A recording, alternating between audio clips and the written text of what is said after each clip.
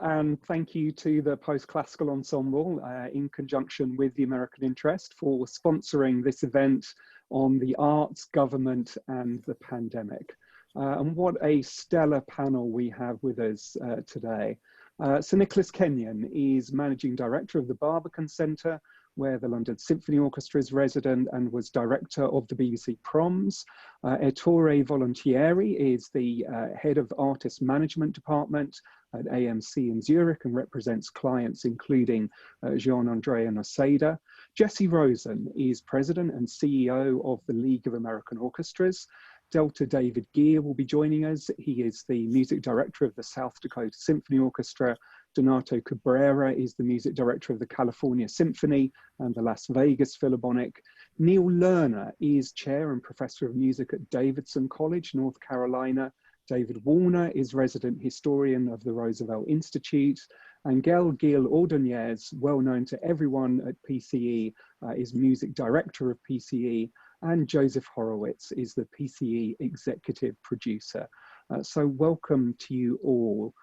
Let's start with the big funding news from last weekend, the $2 billion arts rescue package from the UK government. The British Prime Minister Boris Johnson said that the UK's culture industry is, quote, the beating heart of this country. Joe, can we say the same of the United States? Well, to begin with, we don't have a culture ministry. This Zoom chat is a sequel to a film that we produced and posted a few days ago, which discusses and cites two films, the Plow, the Brook, the Plains, and the River, that are classic documentaries from the 1930s. And the reason they're pertinent is that these films were initiated and wholly sponsored by the United States government, which is to say, during the Depression, the New Deal, under Franklin Delano Roosevelt, poured money into the arts, employing artists, and in some cases, creating artworks of enduring merit, mainly via the Works Progress Administration. Traditionally, the United States has assumed that the arts should pay for themselves through ticket revenues or private donations or the support of charitable foundations. There are two great exceptions, and they both happened in times of crisis. The first exception was during the Depression, which I just mentioned, and the second exception was during the Cold War, when the CIA and the State Department sent American artists abroad. It could be the Metropolitan Opera going to Paris, or the New York Philharmonic going to Moscow and Leningrad. By comparison, our NEA, our National Endowment for the Arts, founded in 1965, is really minuscule. This is an agency with a total budget of $162 million a year. So we're in a crisis today in some ways similar to the Depression. And as I've just mentioned, during the Cold War and during the Depression, the government stepped forward as a major supporter of the arts. Is anything like that likely to happen right now, when arguably the arts can play a special role?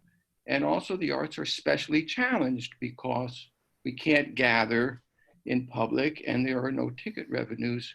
So Jesse, you're going to tell us, and I know what you're going to tell us because I talked to you 2 days ago, are there stirrings on Capitol Hill pertinent to this situation or not? Thanks, Joe. Well, there's certainly stirrings in the arts community. I'm not sure they've reached Capitol Hill yet. And I would say, and I would ask David, Woolner to comment here as well. I'm not a historian, but I think many American political leaders would agree that the arts are the center, or certainly a central aspect and defining element of American life. They have a completely different idea about how to pay for it and what the government's role and responsibility is with respect to supporting the arts. And it's interesting, the two times you point out, the Great Depression and the Cold War, both of them are in response to larger political and social movements happening around the world. In the case of the Cold War, the support of the arts was to counter communism. and it was to promote American values overseas. And it was a very, very politically intentional act. And with the Depression, the support of the arts came at a time when there was a belief system that supported the notion of a public good. And it was also a time in the world, globally, where there was a countervailing notion about how to organize society and how to distribute wealth, namely socialism and communism. And those currents existed and lived, they're very much alive and well in the United States. And by the time I think you get to the 1980s in America, the notion of a public good has been seriously eroded and continues to be eroded. And so, we're at a point now where the idea that the government should support the arts in a way that either, the UK or many European nations or the way the US did in the 1930s is so completely off the table in terms of federal level policymakers. We live in a world that has come to believe that the best way to organize society is through the private sector, and that capitalism is the best of all possible worlds for meeting human needs. And with that as an overarching view, and that's my view, it's not a League of American Orchestras view, but to the extent one might subscribe to that way of looking at the world, the fact that the US government doesn't at this time step up in a way to invest in the arts in the scope and scale that occurred previously or occurs around the world now is in no way whatsoever surprising. It's deeply unfortunate, but it is not surprising. And the founding of the NEA was not intended as a small version of subsidy. The NEA was against subsidy from the very beginning. And the NEA goal was to use its imprimatur to bless certain activity and to incentivize the private sector. So the NEA is not a small version of the Arts Council of Britain. It is a completely different understanding of how government engages in the arts. And I don't say this in support of where America is, just by way of explanation. In my I'm so not a historian, but this is just the way it looks to me. So that's a kind of starting place. Jesse, just to put it in the context, we're going to come on to the history in a minute, but just to think about now and the pandemic, obviously there's the Coronavirus Aid, Relief and Economic Security Act, the so-called CARES Act. The NEA has been getting some money for that. The NEA has a regular budget of 162 million, as I understand it. CARES has given it an extra 45 million to distribute. It's done that by giving 855 grants of $50,000 each. There were 3,110 applicants to that process. The states have got an extra 30 million under the CARES Act, which they'll be distributing for the arts. But essentially, it seems to me that what we're talking about here is chicken feed too strong a term to use? No, it's I think the leaders in Washington at the the agencies, the humanities and the arts endowment, I think we applaud their efforts and their work to yield as much as they can, but at the end of the day, we have to acknowledge that it is a very small amount to solve the scope of the problem at hand. I would say, however, that now and for quite some time, the opportunities for federal support of the arts extend well beyond funding out of the NEA. And there are, I don't know, there's probably at least a dozen proposals pending now that are part of, mostly part of a nonprofit sector campaign to have the federal government through the CARES Act and its next iterations to be more supportive of of the arts as part of the larger nonprofit sector. So, you know, that falls into a number of categories. Some of it is around workforce development and retaining workforce. So there are big efforts around extending and growing the PPP loans. There are efforts to raise the cap, which makes it impossible for organizations with over 500 employees to be eligible for PPP loans. There's the Emergency Disaster Relief Program, which currently is not available to nonprofits. Then there are the unemployment issues, you know, which are running out, so the effort to extend the supplemental unemployment insurance. There are efforts around infrastructure and making sure that infrastructure activity includes the arts. I'll give you one very small example of that from the past. Years ago, when the FEMA regulations were being developed, they did not include the arts. So arts facilities were not eligible for FEMA relief. And we were successful in getting the FEMA regulations to include performing arts facilities. And several years later, the Nashville Symphony's brand new concert hall was underneath the Cumberland River and suffered $40 million of damage. And they called us, you know, help, what should we do? We said, we'll call FEMA. And they got $20 million back from the feds toward restoring their concert hall. And it's just to say that there are, you know, many avenues into the federal government through its various agencies to deliver support to the arts. Another one, of course, is public education. And what we're learning from research from the Department of Education is that arts education is not declining, it is becoming more and more concentrated into affluent communities. And so that if you're not in an affluent community, you have less and less of a chance of having any early childhood engagement with the arts. This is another place where advocacy is hugely important. So there are many avenues that are being pursued to support artists in the arts community. Can you talk about the foundation community, Jesse, which at one time was a bulwark for American orchestras and then changed its tune? Can orchestras expect any support from the major charitable foundations right now? Sure. Well, indeed, you know, in 1967, the Ford Foundation in 1 year announced they were awarding $500 million to 50 symphony orchestras. And this was a time where Rockefeller Foundation, the Pew Foundation, Mellon Foundation, numerous large foundations, along with corporate foundations, were deeply invested in building the arts infrastructure, which incidentally also, to some degree, was a response to the Cold War. And a lot of this got triggered after the Russians got a man in space before we did. And so with playing catch up. And so the arts became a way to compete, you know, with with the Soviet Union and their leadership in the performing arts. In any event, you know, times changed in a big way, and the national foundation community has been moving away from orchestras and museums and opera and ballet and a lot of the nonprofit institutions that to a large extent have been carrying the Western canon forward.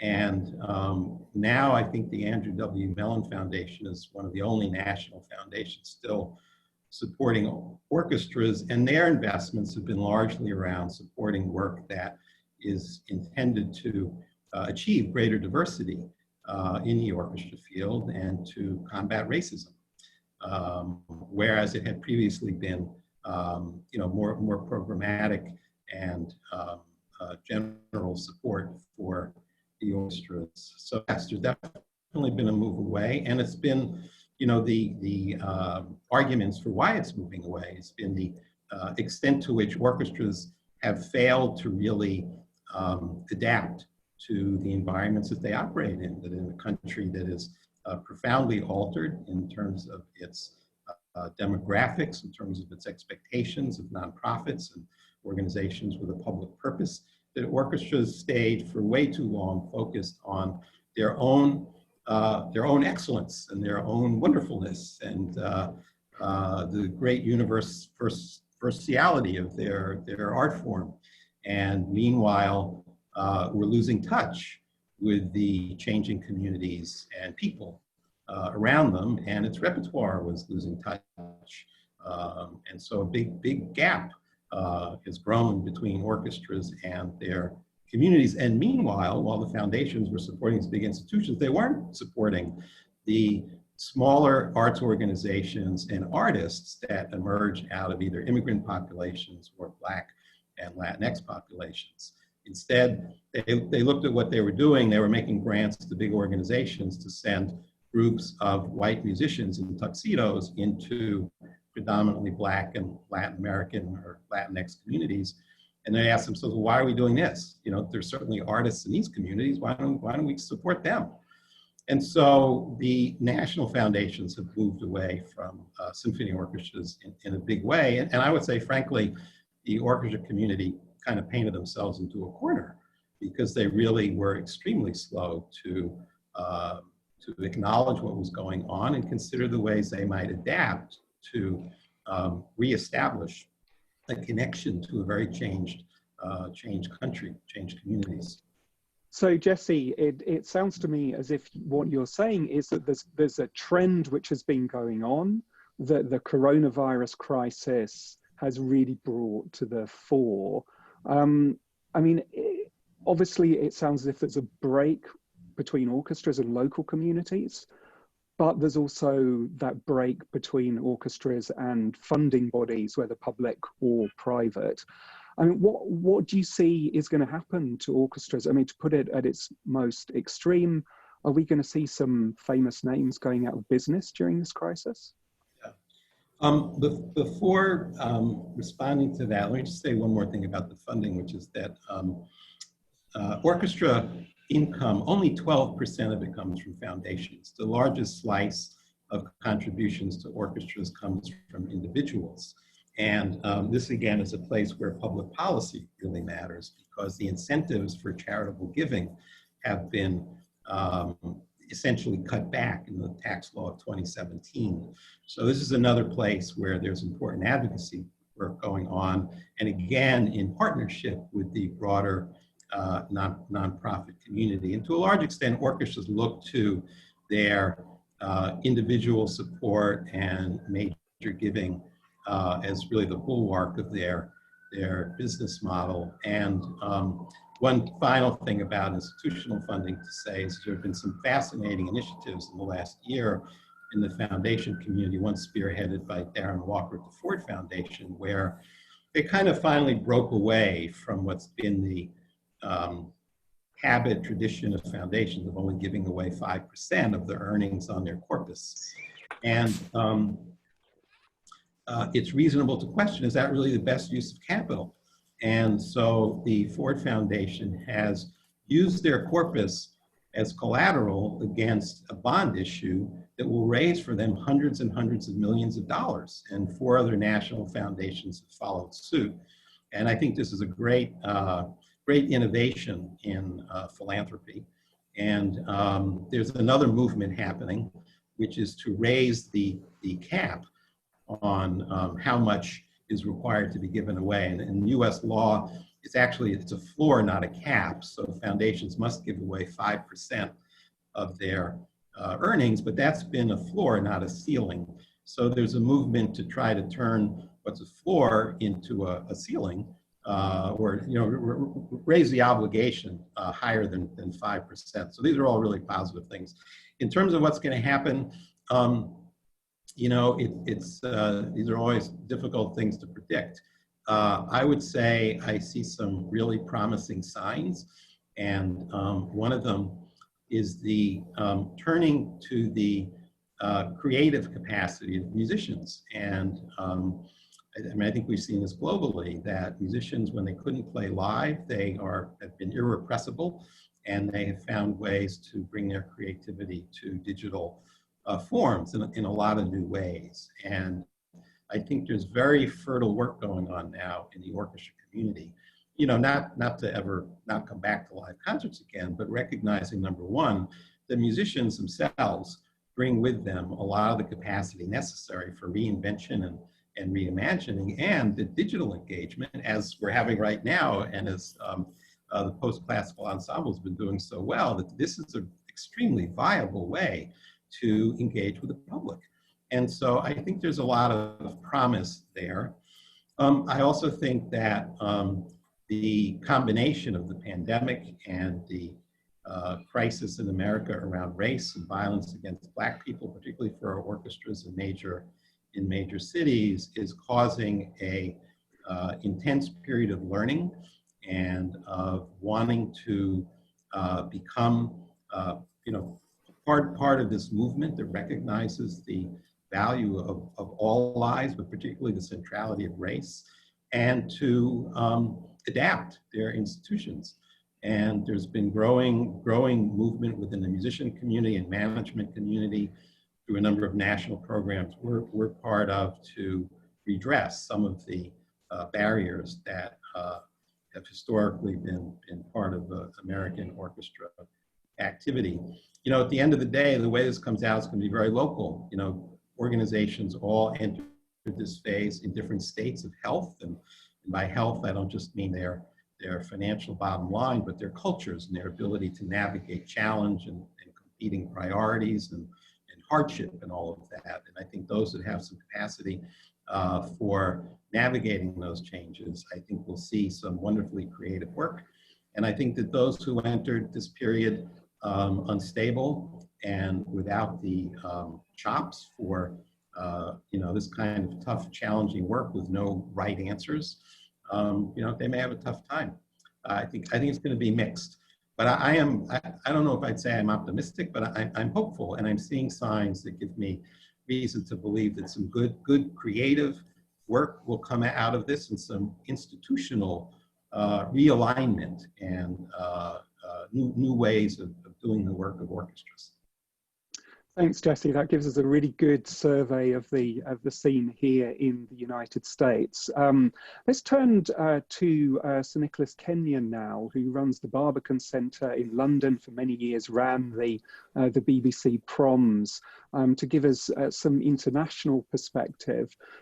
Nick, we've heard a lot about the UK bailout today. Can you tell us what the general reaction to that has been? What you understand it's going to mean for you in real terms at the Barbican Centre and for orchestras, for example, like the one that's resident at the Barbican, the LSO?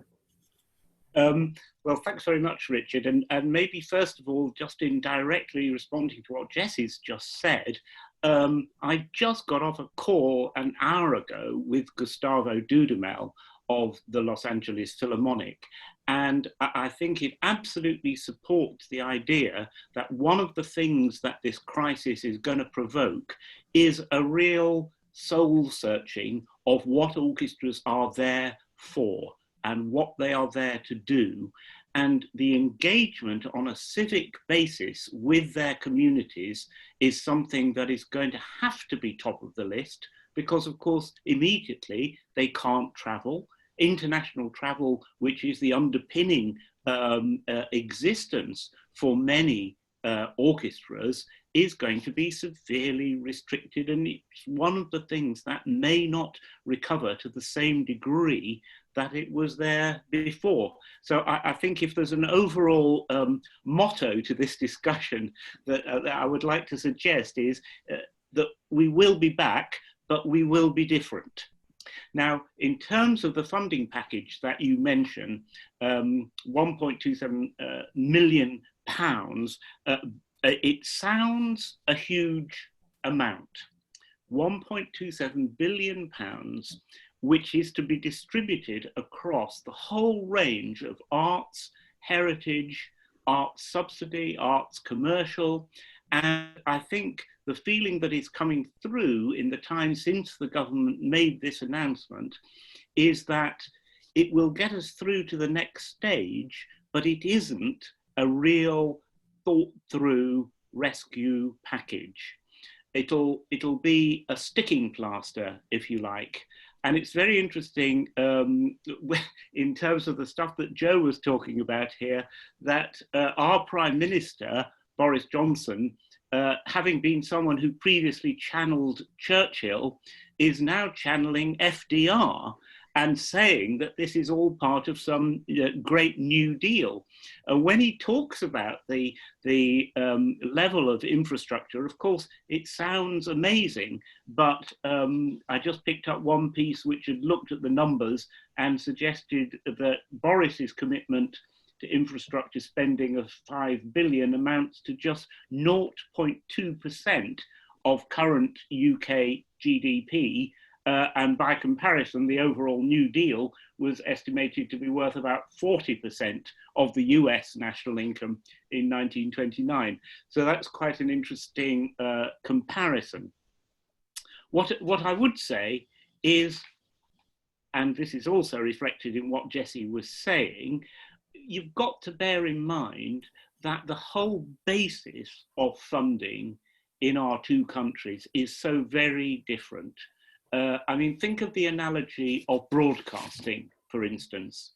America has a commercial broadcasting television system onto which was bolted a bit of public service, a bit of public broadcasting, whereas the whole situation is the other way round here, where we have a public broadcasting system in the BBC and other public service broadcasters, to which has gradually accreted a commercial element. And now, of course, we're all being overtaken by the multinational Netflix, Amazon revolution, but that's another matter. So what I'm saying is that it is extremely welcome that the UK has woken up finally, just in time, to be able to ensure the continuity of its arts venues and its arts organisations. There is still a big worry here that it is not sufficiently safeguarding freelancers, the sort of freelancers who actually keep the system going, on whom we all depend to originate the artistic product that we present. So there's a big worry that what this may result in the medium term is a sort of missing generation of new talent that is not properly developed and properly nurtured. The institutions will stagger back and stagger on, but I think what we need to look at is a whole new model for the arts going forward. And I think that what that brings us back to is, what is their civic role? What is their role in relation to communities? And how can we really make the most of that in the next period? And I suppose for people who don't know how London works, it's worth pointing out that many of even the most famous names among the orchestras are actually, the players are employed on a freelance kind of self-employed kind of level. So this is hitting a number of orchestras very, very hard.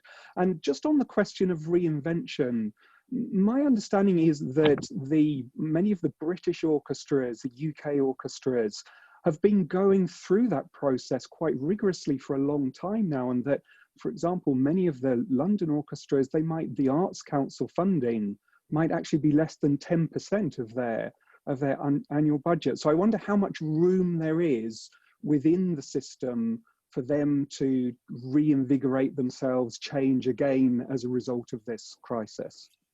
Yeah, there are two things there. One is, in line with all arts organisations, they have begun to reduce their dependence on public subsidy. And it's one of the biggest ironies of the present situation that it is those organisations who have most successfully reduced their call on public subsidy and depend a huge amount on commercial income who have lost the most, because that commercial income has completely disappeared. I think you're right to point out that UK orchestras have been very thoughtful and have diversified into different areas of work in a way that has actually benefited the profession. They are not just sitting there, as Jesse implied, saying what brilliant players they are. They are going into schools and communities, working in educational situations, learning situations, and those are the things on which you can see the potential to pick up in a new world and do more of. But there is a fundamental dilemma that what an orchestra as an entity depends on is getting together to play.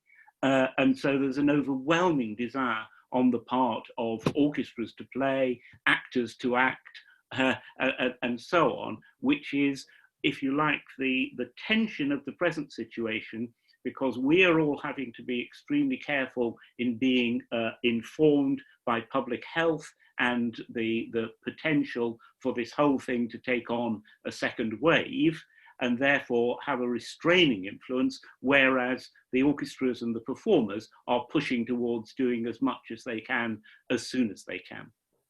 And what about advocates for orchestras? I'm very struck that people like Simon Rattle, Mark Elder, Vasily Petrenko in Liverpool, now at the Royal Philharmonic Orchestra, that these people, these conductors, seem to carry a weight and people notice when they speak. Well, I'm glad you notice when they speak, and I think during this present crisis that there has been a moment where their voices have been heard, and it's been powerful in affecting the course of events. And I think if you look at theatre, you can also look at the influence of people like Sam Mendes, Nick Heitner, in articulating the case. But gosh, it's tiring. And it is not something that has been at the top of the government's agenda until now, because the government's agenda has been this balance between public health and kickstarting the economy, and orchestras and theatres have not been at the top end of kickstarting the economy, although the economy in London in particular depends to a huge extent on the theatres, the restaurants that are filled because theatres are there, and so on. We know that over 70%, I'm sure this will resonate with some of your audience, only over 70% of visitors to London say they come, the top reason is the culture and heritage that is on offer in London. So it is a really, really big issue for government, and I think you can say that they have finally stepped up to the mark on this. Thanks, Nick. So that gives us the view from the UK. Jesse gave us the view from the United States. Ettore, maybe we could turn to you for the view from continental Europe. What's the situation been like there? And particularly, perhaps you could just reflect on what you heard from Jesse and Nick, where things are similar and where things are different. Hi, and thank you for inviting me to take part in this very interesting conversation. Well, we live in Europe, in our part of Europe, in a quite different system where public funding is heavily present in our musical institution. Well, I know very well what's happening in Italy, which is my native country. I know what's happening in Switzerland, which is the country I live now since 11 years, but I also know how situation is in France or in Germany. All these countries has very active system in financing their cultural institution and particularly music institutions. What I see now is, of course, the salaries of people are somehow covered and granted, even if not 100%. Every country has its own system. Italy has a so-called Cassa Integrazione, which is paying the 70% of the salary of the musicians. In Switzerland, we have another system which is very similar to the other German-speaking countries like Austria and Germany. It's a system which has been developed from the 70s, from the big economic crisis in the 70s, which is called Kurzarbeit, which is a kind of reduction of the working hours. So people, they don't need to work so many hours because there is not so much to do because of the crisis, in this case of the pandemic. And so you reduce your working time even significantly, like if I can say my personal case, I'm working in my agency and I'm presently working 20% of my usual time. So the difference, the 80% of the time I'm not working, is paid by the canton of Zurich at the level of 80%. So of course I'm losing part of my revenues, but a limited part also because Switzerland, we are fortunate here, there is no cap. So whatever you earn, 80% you get. Same system is happening in Austria and in Germany. France has also very similar systems. People who are very severely affected here are the freelance people. I mean, artists, like in my case, I work with conductors. The conductors who are no longer required to give their services because there are no concerts, they don't get paid, simply. I mean, in some cases, let's say, France has been very generous, and France, all French institutions has been trying to compensate artists for the income they have lost, and even agencies which are in France are paid through, in part of the commission is paid through theaters. So even agencies has been paid for that. And do you feel that the sense that we have here, Ettore, is that continental Europe is further down the path of returning to performance? For example, I've been watching the digital concert hall of the Berlin Philharmonic, and they're performing. The Concertgebouw Orchestra is performing, but they're doing it to empty concert halls. And I just wonder, is that related to the funding? The fact that these organizations receive a lot of public funding means that they can put on those concerts because they're not reliant on audience for revenue in order to make those concerts viable. Well, this is for sure part of the play, which means you have to pay people in any case, or let them do something. Huh? But here is the real question which we have to face today, and the unprecedented situation we are facing today. Because as I remember, I've been reading an article by Nick Kenyon recently about what happened during Second World War. Orchestras were playing even under the bombing, and people were going to the audiences even under the bombing. Here there are no performances. So one of the things which has to become very worrying is that even if the state is paying people are sitting home and they cannot work. What the state of the art will be after this inactivity? That's the big issue. Of course, now we see in Europe, because Europe has been very much in advance respect to United States or UK. I also don't want to enter into a political comments on.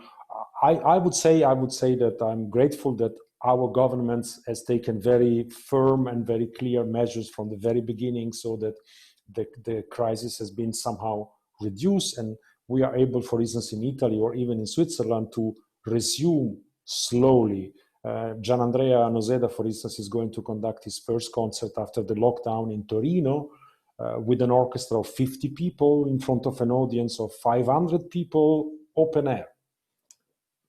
But again, Nick, I wonder whether Nick might just want to respond quickly to that point that you brought up there. No, I mean, it's, I think, a measure of the difference between continental Europe and UK Europe, that there is a much firmer underlying basis of subsidy and employment for the orchestras and opera houses and so on. And therefore, exactly the point that you raised earlier, Richard, which is London's musicians are freelancers, and London's orchestras need income if they are going to viably perform. Whereas, as Ettore says, it's perfectly possible for a German orchestra to experiment with performing with a digital infrastructure to make that performance available without the necessity to earn income through ticket sales. I think what I find very interesting at the moment, and we will be watching very carefully, is what is happening in those countries which have received really significant government support, but are returning to public event giving. Particularly, for instance, I don't know what Ettore thinks the likely outcome of the Salzburg Festival is going to be, but because of the situation in Austria, both with state support and the virus having moved pretty quickly, Salzburg has a very confident program, including things like a fully staged Strauss Electra, which does not have the smallest orchestra in the world. And that seems to us quite a risky undertaking at the moment, particularly if there was a second outbreak. But they must be confident enough to go forward with that, and all praise to them. Well, I think it's been a quite brave step from the Wiener Philharmoniker, first of all. They have commissioned a study about the possible effect of musicians playing together, and according to this specialist, things are not so worrying. So since they are, again, self-employed musicians in a sense that they pay themselves, there is not an institution which is risking to have claims from musicians against if something happened. They take every musician, and each musician take the responsibility of what he's doing. So the musicians of the Wiener Philharmoniker have decided to perform performances of opera and concerts without any kind of restriction. So they will perform Mahler 6 without any social distancing. So of course, it will be a very interesting sign and a very interesting test for all of us to see if after this nothing is happening significantly in terms of return of the infection of the pandemic in Austria. It means that maybe we can also be a little bit more courageous and a little bit more, open to tests. When you say that the orchestra has taken that risk, I think the orchestra commonly had regular tests before performing, and that what you describe about the performances is true, but the audience still has to be socially distanced. At least absolutely. Those early Vienna Philharmonic. Yeah. Absolutely. See, of course, the audience will be much reduced from the usual situation. But of course, for orchestras, as you said, orchestras, they need to play together, and the big excitement, of course, comes from big orchestras playing together. So this is something which is providing an extremely interesting test for all of us.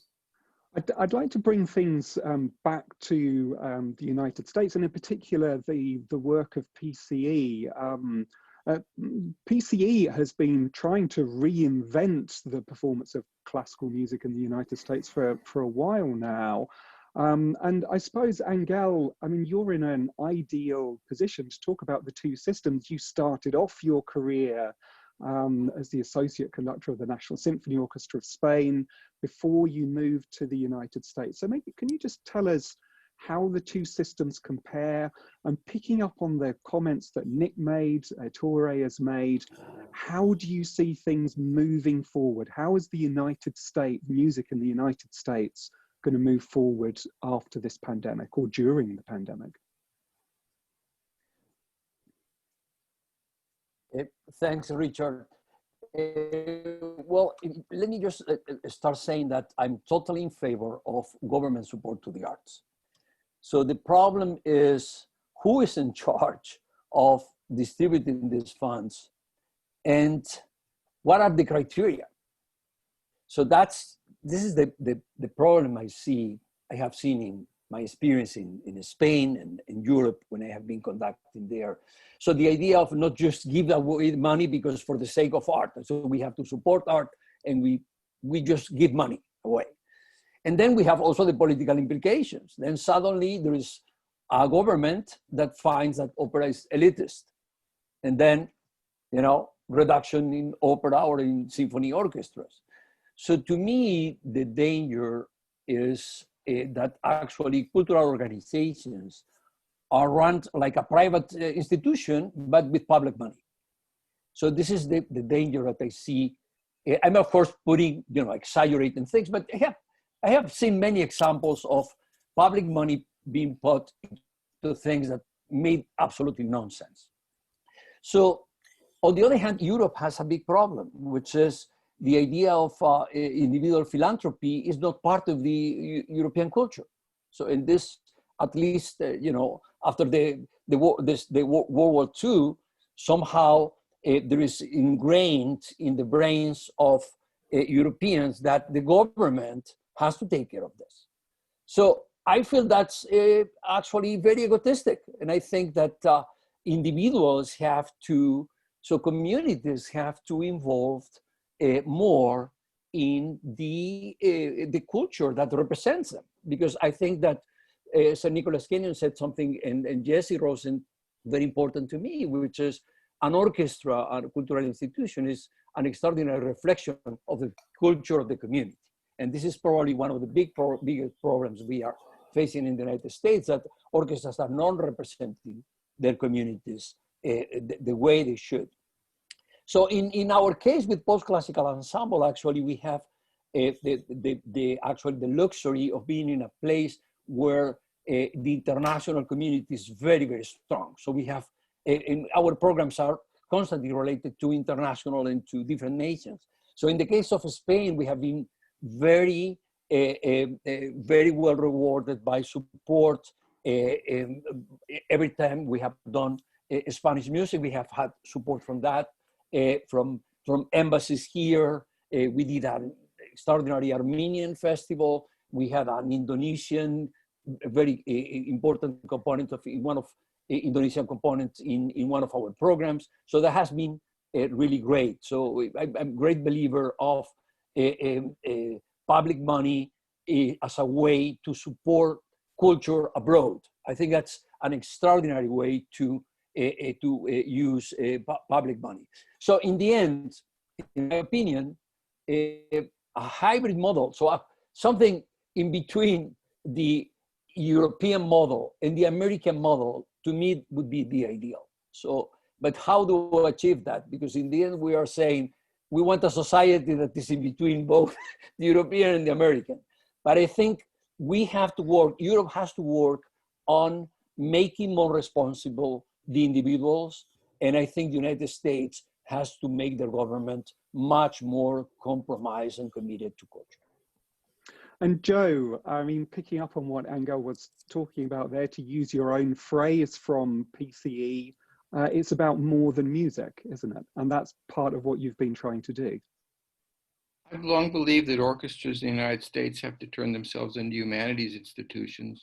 All of our programming is thematic and cross-disciplinary. So with the pandemic, instead of streaming concerts, we're creating films, which turns out to be surprisingly easy to do.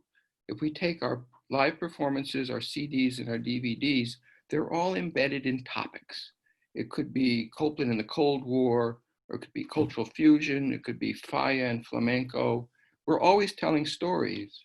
So we found that it's not so hard to take these performances and excerpt them and then add commentary, and voila, you have a 60-minute film.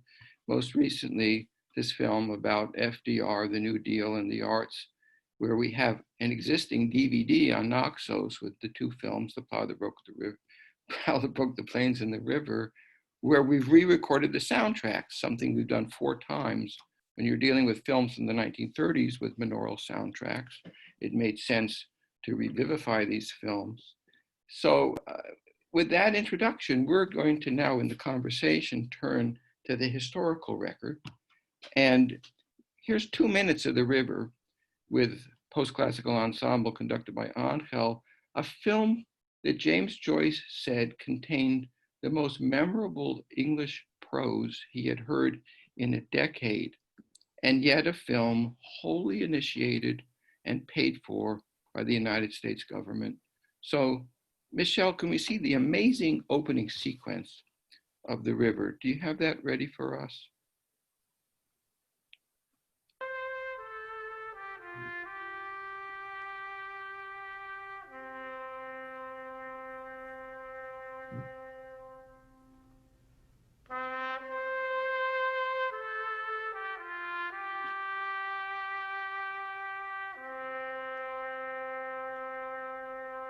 From as far west as Idaho, down from the glacier peaks of the Rockies, from as far east as Pennsylvania, down from the turnkey ridges of the Alleghenies, down from Minnesota, 2,500 miles, the Mississippi River runs to the Gulf, carrying every drop of water that flows down 2/3 the continent, carrying every brook and rill, rivulet and creek, carrying all the rivers that run down 2/3 the continent.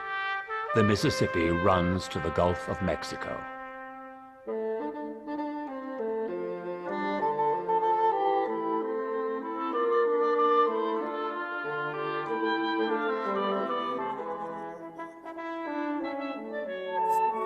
Down the Yellowstone, the Milk, the White and Cheyenne, the Cannonball, the Musselshell, the James and the Sioux.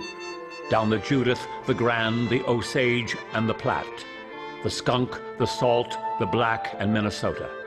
Down the Rock, the Illinois and the Kankakee, the Allegheny, the Monongahela, Kanawha and Muskegum. Down the Miami, the Wabash, the Licking and the Green, the Cumberland, the Kentucky and the Tennessee.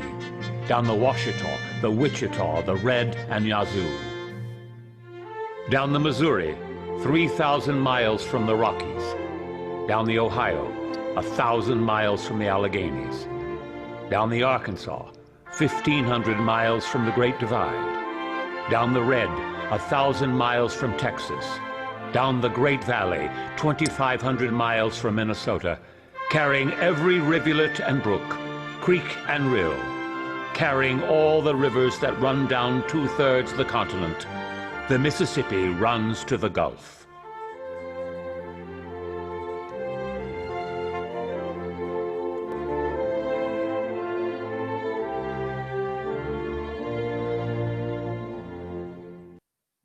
I was remiss for not saying that that music, that famous film score, is by Virgil Thompson. And I think, Angel, you can probably feel the ripple of applause for the beautiful playing which is there. Maybe at this stage we could bring in Neil Lerner just to tell us a little bit about the kind of the films, and in particular, Neil, I mean, the Federal Film Project was obviously doing fantastic work here. How does it do that, and why did it come to an end? It really is such a miracle that it happened at all. It happened in large part through Per Lorentz, who was the mastermind behind these first couple of films, behind The Plow That Broke the Plains and the River, who came with a background as a film critic, but just had all of this entrepreneurial zeal and moxie and got these films made. After the success of The Plow and the River, the US Film Service was established in 1938. It was never really funded directly. It was a project that FDR was enthusiastic about and wanted to promote, but it ended up getting funding through the National Emergency Council. It was set up by executive order. And so by 1939, it already started to really come under fire in Congress. Lorentz was off making his next film, working on The Fight for Life. And yet in Washington, the US Film Service was receiving huge criticism. And it didn't make it through the Appropriations Subcommittee in the House, and it then really got hammered in the Senate. The Appropriations Subcommittee there was headed by a senator from Tennessee, Kenneth McKellar, who had been very involved with the TVA, with the Tennessee Valley Authority work. And the river is promoting the Tennessee Valley Authority work there, and the setting up of all these dams and the electrification. And it's really, it's quite a fascinating story. It goes into things with the Manhattan Project, and really it's quite expansive. He was pretty upset about what the river was saying and what it was promoting. And so he went in really looking to cut the funding to the US Film Service. He simply looked at the act, the Appropriations Act, which spoke in terms of relief and said nothing at all about making motion pictures. And under questioning, he asked the head of the Film Service, and someone from the Office of Education, which was trying to pick up the US Film Service. He was asking them, well, you're law-abiding citizens, right? The law says you can't make films, so you can't go on and make the films anymore. So by 1940, the US Film Service is basically dead as of June 30th. It has no more funding. Some of the projects get picked up by other parts of the government. Department of Agriculture picks up some of them. But it's a really short-lived moment in US history when the US government is making films. And so besides the pressure from Congress, there's pressure from the public. Not everyone in the public is excited about the government making film. And there's certainly pressure from Hollywood, from the film industry in the US. The River, which received major prizes and awards at festivals, it was brought up for consideration for a nomination for an Academy Award for a short film. And it was Walt Disney who really led the charge, along with others who said, no, we cannot be in competition with the government. And so I think this whole issue of the government creating, is it work of art? Is it a work of rhetoric? Is it information? Is it propaganda? All these different terms that could be used to describe it. At this point, I simply marvel that these things happened at all. I mean, that's really the amazing thing to me, not that how did it only last for a few years, but that it even happened. And it just happened that, a composer like Virgil Thompson got pulled up in it, and Louis Grunberg was involved with Fight for Life. There was some, Mark Blitzstein was doing some of the work for some of these other films. So there were some pretty significant and important composers who ended up getting revenue, making money in work from the government. And maybe we could bring David Woolner in as well at this stage. David, you're one of the leading historians on FDR, wonderful book on Roosevelt's last 100 days. I mean, what did Roosevelt have in mind here? And in particular, do you think that FDR thought that things like this and the WPA, that they might have an afterlife in other circumstances? We seem to have lost the connection with David. Well, Neil, maybe I can throw that back to you. Do you think that in other circumstances that this might have been something that would have had a kind of a longer afterlife? Well, let me, if David, if you're back, why don't you answer this? Can you hear me? There he is. Excellent. Yeah. Did you hear the question, David? And the last bit was lost for a second. So really, I was just asking about what FDR might have had in mind, and whether there would have been a sense in his mind that this was a long-term project. In other words, when it was created, was there a sense that this might be something going forward for the long term? Yeah, I mean, I think one of the things to keep in mind about the whole New Deal is just how creative a period it was in American history. I always try to remind people that prior to the New Deal, the only real contact the American people had with the federal government was when they bought a stamp at the post office. And, so you have this tremendous amount of energy going into this idea that government has a responsibility to support the public good, as we heard Jesse mention earlier. And a lot of creative people took on these ideas. And it's fascinating because the actual support for the arts was inspired by a colleague of FDR's who went to school with him back at Groton, named George Biddle, who was an artist himself and was very impressed by the muralists of the 1920s in Mexico, and suggested very early on in May of 1933 that Roosevelt might want to replicate this idea.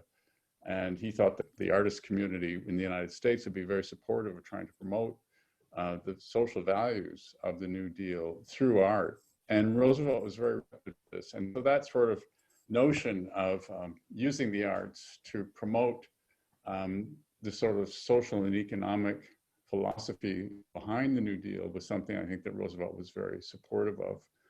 And I'm not surprised that, that the film service was set up, because again, this was such an incredibly creative period, and Roosevelt was very flexible and open to these kinds of ideas. And I think in that context, someone like Pere Lorenz, found himself getting the kind of support he needed. So, Joe, let's kind of come back to you. I mean, we're thinking about this historical context. I'm very struck throughout a lot of this discussion that some of the big themes in your books, notably that American classical music is built on sand, kind of seem to be kind of coming through. I guess that, I mean, we know what happens to houses that are built on sand. Is that your sense between what you've worked on and where we are today? The short answer is yes. I've long been a Cassandra. When I wrote my book, Understanding Toscanini in 1987, it would be an understatement to say that it was controversial.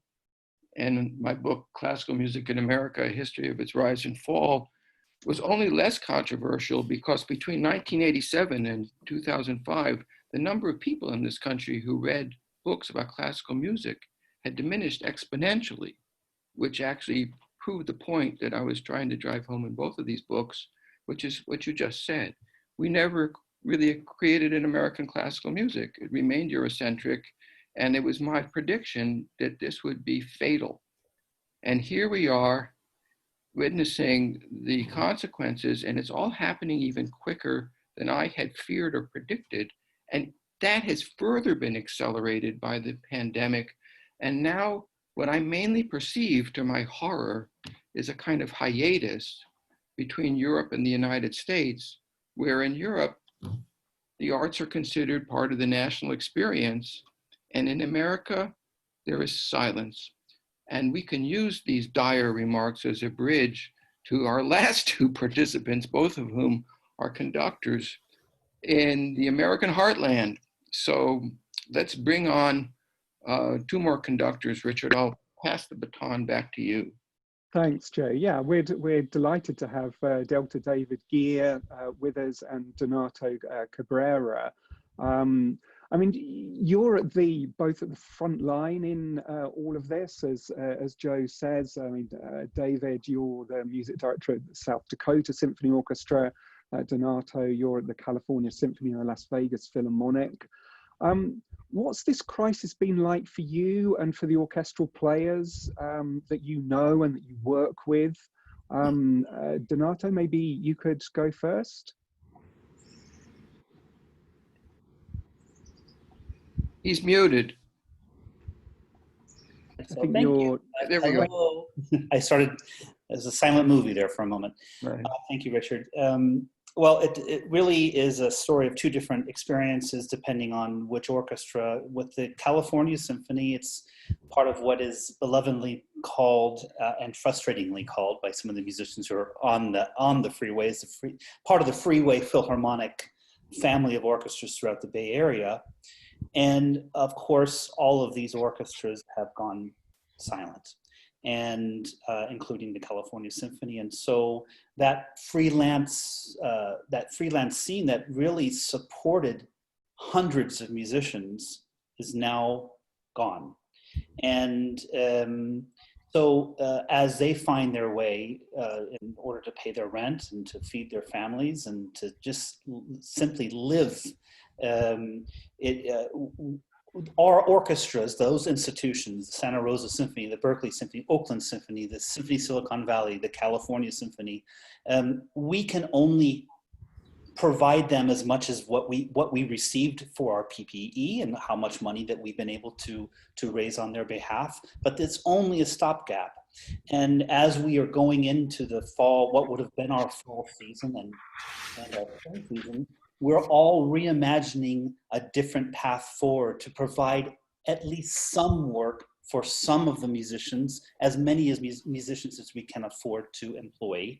And the Las Vegas Philharmonic has slightly different challenges. It is a commuter orchestra, so half of the orchestra lives in Las Vegas and half of the orchestra lives in various parts of the country, from the Los Angeles area as far away as St. Louis. And so even the idea of bringing the orchestra together in one place is almost an impossibility at the moment. The other challenge that we have is two different stories. the Smith Center for the Performing Arts in Las Vegas is in itself a nonprofit and can only keep its doors open if its series of Broadway musicals and other presentations can happen. When those presentations can't happen, it cannot keep its staff employed. So we cannot perform in the hall in which we are known to perform in until they can get on their feet. And the California Symphony's hall is owned by the city of Walnut Creek, who is now experiencing a huge slash because there's no sales tax happening. So they have been forced to cut their city budget by 30%. Guess what was one of the first things to be cut? The Lesher Center for the Performing Arts. And that will not reopen until the city's budget comes back online. So the challenges are many. I would say that in terms of the California Symphony, we have a leg up because we have for the last 5 years proven the opposite by really engaging with our community. We're one of the only orchestras that year after year after year for the last 4 years, we've had increasing subscription sales, not decreasing. And we are the only orchestra that I know of, including all the border orchestras, to have a bilingual website, because we realized that 35% of the population of Contra Costa County, guess what, is Hispanic. So we have really reached out in a way that will help us into the future. So I think it really depends on every orchestra has an individual story to tell at this moment. And maybe we could hear from Delta David Gear, who's in South Dakota, about what life is like for your orchestra and your players. Well, we haven't played a concert since March 7th, but so ours is a hybrid orchestra. We do have a full-time corps, but we like Donato was saying, we bring in freelancers from a 5-hour drive radius of here in order to do most of our programming. So we blew up next season, but we are going to try to return to the hall in October, socially distanced in both on stage and orchestra. The repertoire is much smaller. For example, we're starting with the 6th Brandenburg Concerti of Bach. But the core musicians in particular have been churning out online material since March, and some of our per service freelance musicians have also joined in that effort, and this has been gratis just because they want to see us going forward. They understand this moment. I have to say that I know we're isolated out here in the middle of the country, but the commitment to this orchestra is huge. Just talking with our executive director yesterday, and she said we've actually raised $500,000 more this year than we raised this time last year. So we're way ahead of the game. And I would say the reason for that is because of the earlier question about the orchestra's connection to the community. So, things like we have a program called the Lakota Music Project, which has been going for over 10 years now, which addresses racial prejudice in this part of the country through the making of music together with Native American musicians. And this has now expanded to a larger program called Bridging Cultures, where we've made music with Sudanese and Somali refugees, that Arab people in the Arab community here, Chinese community. So I think that in this moment I could say that it's working, that we're demonstrating the relevance of the orchestra, that alongside of playing Mahler symphonies, that we're also trying to dig deep and be relevant to the community, and the community is stepping up and supporting us. Does anyone believe that what David is saying is in any way typical of American orchestras? I'd just like to insert my 2 cents. His orchestra is singular. His orchestra may be the most innovative orchestra in the United States. His orchestra may be the orchestra in the United States most creatively connected to its community. Does anyone want to pick up that baton? Well, I'd certainly like to hear David talk about some of the things that we moan and groan about on the phone regularly. Are you sure? What What about the role of culture? You're a guy who guest conducts a lot abroad. You conduct in Southeast Asia a lot. You conduct in Budapest a lot. This is also a question for Angel, and it's a question for Donato, who also conducts a lot abroad. Is there not a widening gap between the role of culture and music in countries other than the United States and here in the US of A? What's going to happen next? How do you feel about it? I don't know about you guys, but the U.S. is the only country I conduct in or have ever conducted in that doesn't have a Ministry of Culture, right? I mean, we've got nothing here. We get a saxophone playing president every once in a while, but that's about it. And I can't even get funding for American culture abroad. I can't even get American embassies in Thailand or wherever to pay for the performance of the rental of Bernstein or whatever, It's, I think the gap always has been, Joe. I think it's always been there, and I think it goes back to our, the things that we bitch and moan about a lot, and that Americans are anti-elitist at our core. And anything that smacks of high culture, fine arts, Beaux Arts, Beaux-Arts, anything that smacks of that, I think culturally, the vast majority of Americans will bristle at the suggestion that there's something that might be higher or better than something else. So it's a hard row to hoe. I think I applaud you, Joe, for, not just post-classical ensemble for what you and Angel are doing, but, your Music Unwound series, all these programs that you've been doing to try to connect the music that we play to the broader humanities, which are also, of course, under a lot of threat, particularly in this country, just the studies of the humanities and liberal arts education, period. So we're suffering under the weight of all of that and still trying to keep orchestras afloat. So it's a mighty work to try to keep this boat going forward. And the reason you don't get one that of the things that you want in Thailand or Budapest or wherever you are is that there's no Cold War.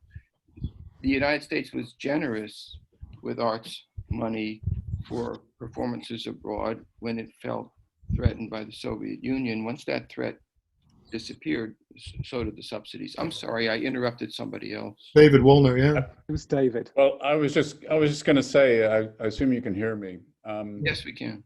One of the things about the New Deal that were interesting is that the whole one of the justifications for the whole federal arts project was to take a step away from this idea that art was only for the elite.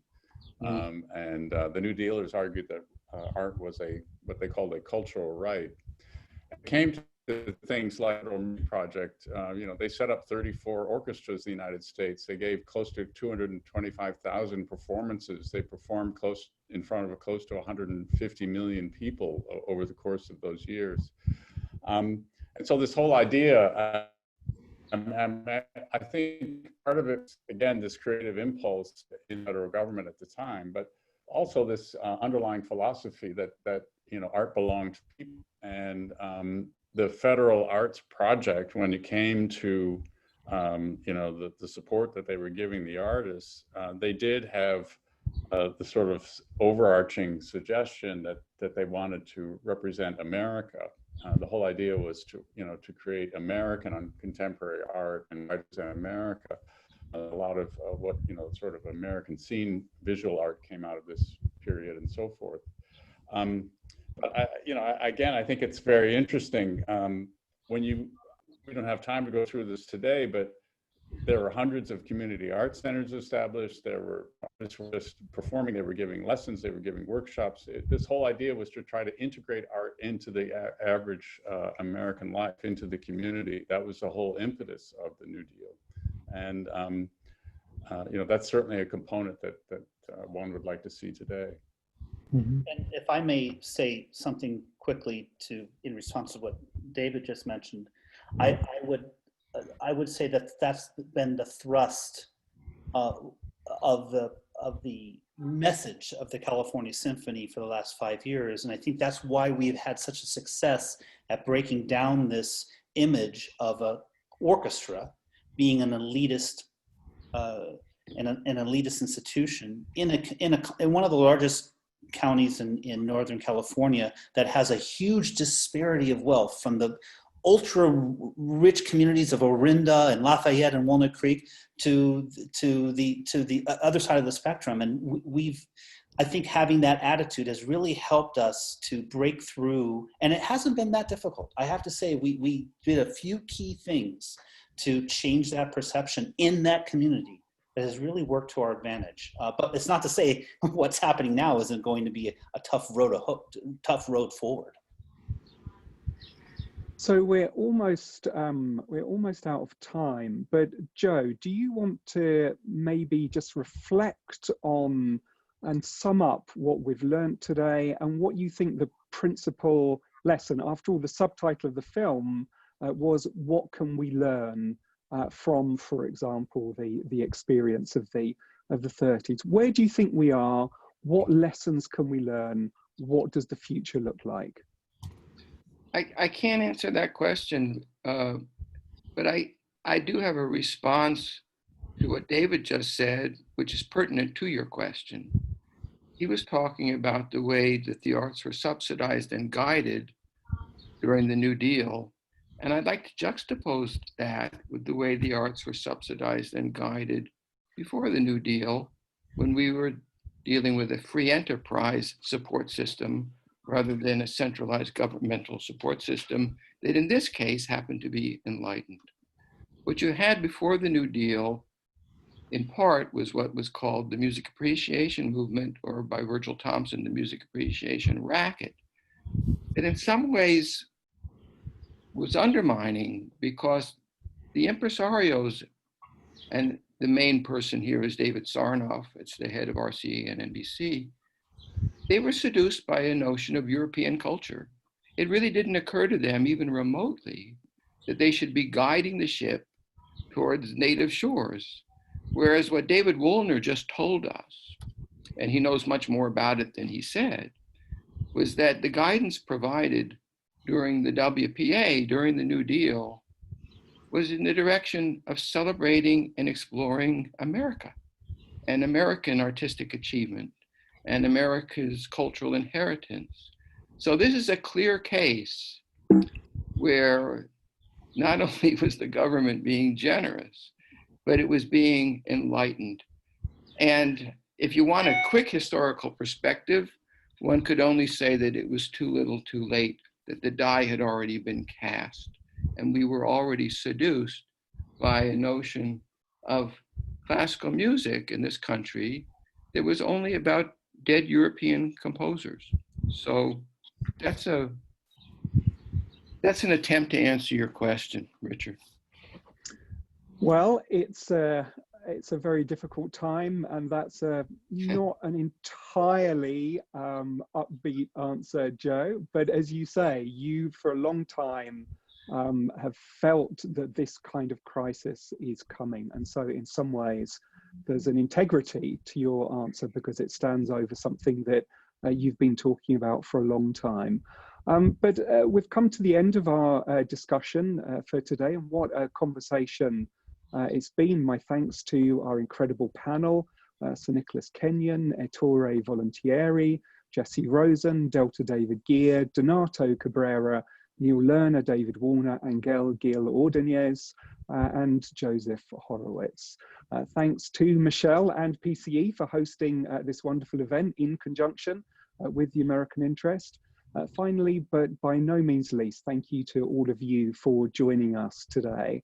To play us out, we have the tango from The Plow That Broke the Plains, performed by Angel and the post-classical ensemble. So Michelle, I'll ask you to take that away. But for now, this is me, Richard Aldous, saying thank you, everyone. Be safe, be well.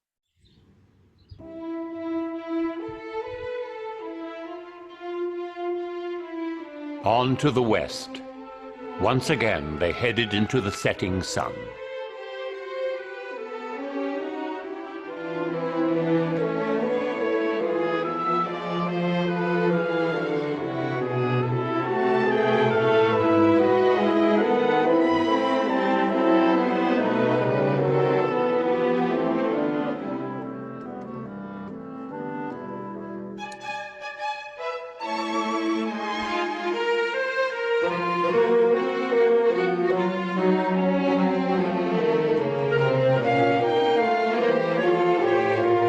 Once again, they headed west.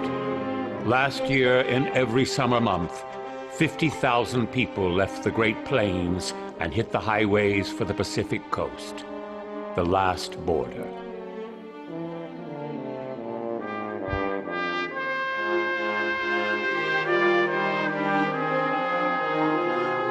Blown out, baked out, and broke. Nothing to stay for, nothing to hope for. Homeless, penniless, and bewildered, they joined the great army of the highways. No place to go, and no place to stop. Nothing to eat, nothing to do. Their homes on four wheels. Their work the desperate gamble for a day's labor in the fields along the highways. The price of a sack of beans or a tank of gas. All they ask is a chance to start over, and a chance for their children to eat, to have medical care, to have homes again. 50,000 a month. The sun and winds wrote the most tragic chapter in American agriculture.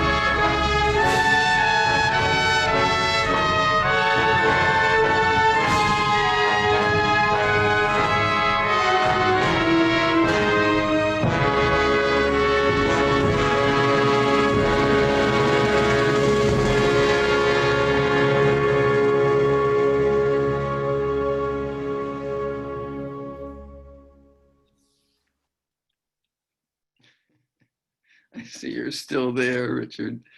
Okay, well. There you go, Joe. It ends in the major.